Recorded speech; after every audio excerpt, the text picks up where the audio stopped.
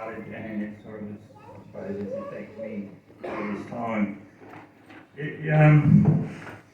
We're going back a few years, we're going back to 1968, so there'll be a few people here, I suppose, don't realise 1968.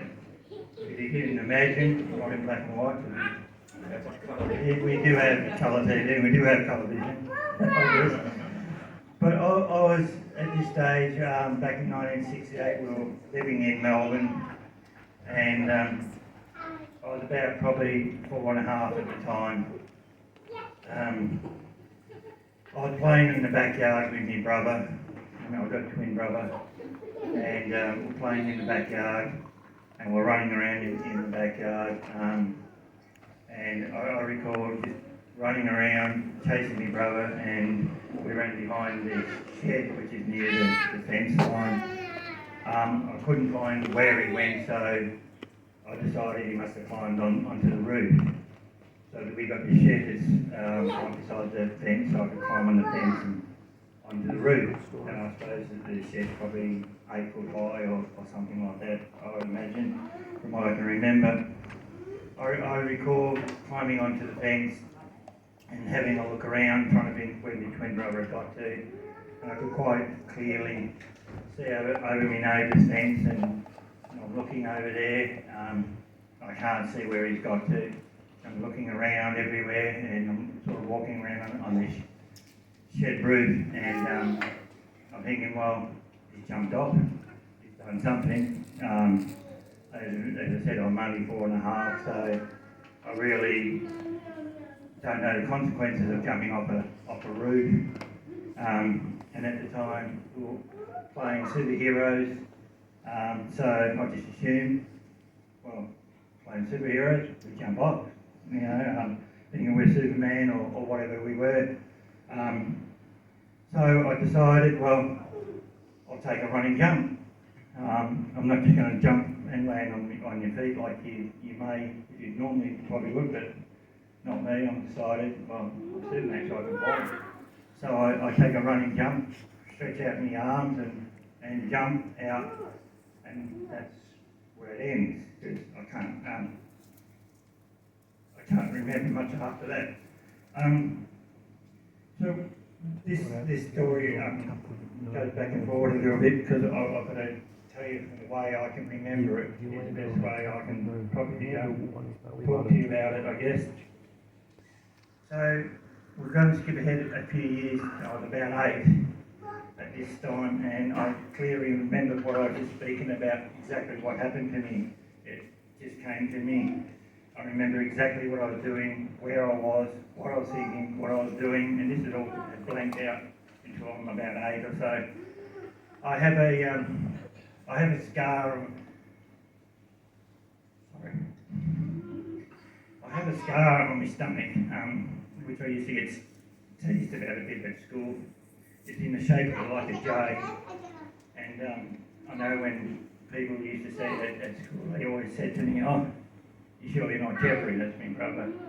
He said, "Because you've got this perfect J on your stomach." And I said, no. Anyway, I remember going up to Mum when I was it would have been about 8, and asking her exactly what had happened.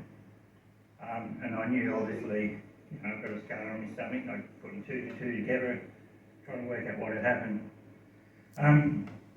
So I went up to my mum, and I said to her, I asked her what had actually happened. Sorry. She said she found me on the tap. I'd impaled myself on the tap.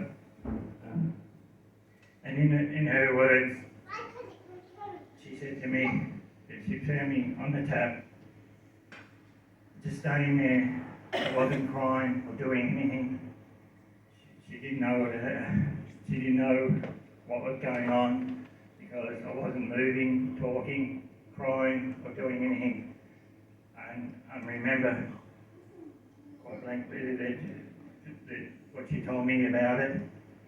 And at this stage I'm only 8, and I'm thinking, well, geez, I'm tough. Here I am, impaled on a tap. I jumped off the roof, 8 foot off the ground, came down on a splat under this tap, and this backyard tap, for some reason, it didn't have the top on the tap, so it just had the spike up. So you can imagine jumping off a roof that high, and somehow managing to survive. And as I said, Mum didn't really say much more about what had happened, and obviously she didn't want to talk too much more about it, I guess. I could see that that was all she was going to tell me about it at the time. So I've been through this journey, and I suppose as you get older, you want to ask some more questions. Unfortunately, my mum and father have both passed away, so I have trying to find out exactly what happened. And I suppose you can all understand, if you can sort of understand. Going back a couple of months, about 18 months ago, I remember standing on a ladder, and I was just doing some work, and I've got a fence, and on top of the fence there's some spikes on top of the things. And I know when I'm looking at it, it scared the hell out of me, to be honest. And I get down, and then as I get onto my last step, I miss the last step. And if anyone knows, just missing one step, standing down, how much of a job that is, you can get some idea how lucky I was. And I remember, as my mum said, all the doctors said that they don't know how I survived, or how lucky I was to survive something like that. And this has tormented me for the last couple of years, I suppose, because I suppose when you're younger, you don't think anymore of what actually happened to you until later in life. But I got to the stage that I suppose I'm trying to work out what had happened, because when you get older you realise, as I said, when I jumped off the step and missed the step, just taken one step.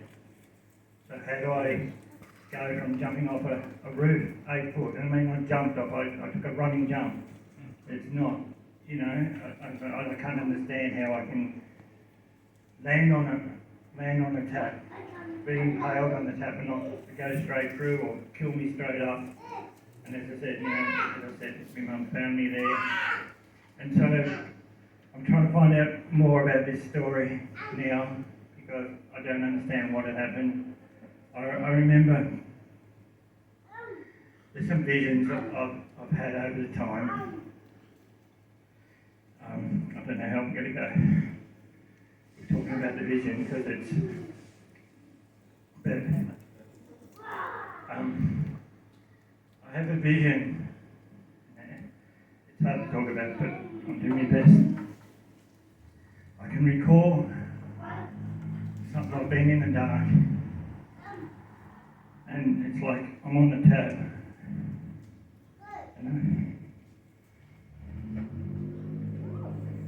It's like I'm yelling out, don't point. Sorry. I remember it's like I'm yelling out, don't let them find me like this. Sorry. It's very tough, because I need to know what happened. So in the last couple of years, I've been trying to find out as much as I can, because things just don't make sense to me. I want to know how I managed to survive, exactly what happened in this situation. So I've been trying to do some research. I've been going to the doctors and just talking about to the doctors. To me, it's not easy going to doctors when I know I've been to a few doctors over the time for inspections or to whatever, and they'll ask me about my scar, and I'll say it to them, and they just look at me and say, "Are you sure?" I don't think so. And I said, "Well, I'm only telling you what I've been told. I can't see any more than that, because that's all I know." So now it's hard, because I feel like doctors just questioning me and looking at me, how could this happen? Sort of thing. So it's difficult when the doctors ask me and I don't know, and then they think, well, you know, so I said, well, you know, what's going on? So I need to find out some more answers and questions and what's going on. So I've tried to do some research, going back with trying to find out what hospital it might have been that I've taken off to. How, I mean, we're talking about in the 1968, you know, I mean, like, they don't have the medical knowledge, I suppose, of what we do today. You know, I mean, most people know if you've got a knife or something stuck in you, don't take it out. So if you can imagine that they've got to take me off the top of this tap and then get to me to a hospital, you know, get an ambulance there. There's a lot of questions, what happened, how I got to where I was. So I've been trying to do some research, trying to find out what the hospitals, what records they have, what injuries had happened, and exactly, you know, fill in these gaps, I guess.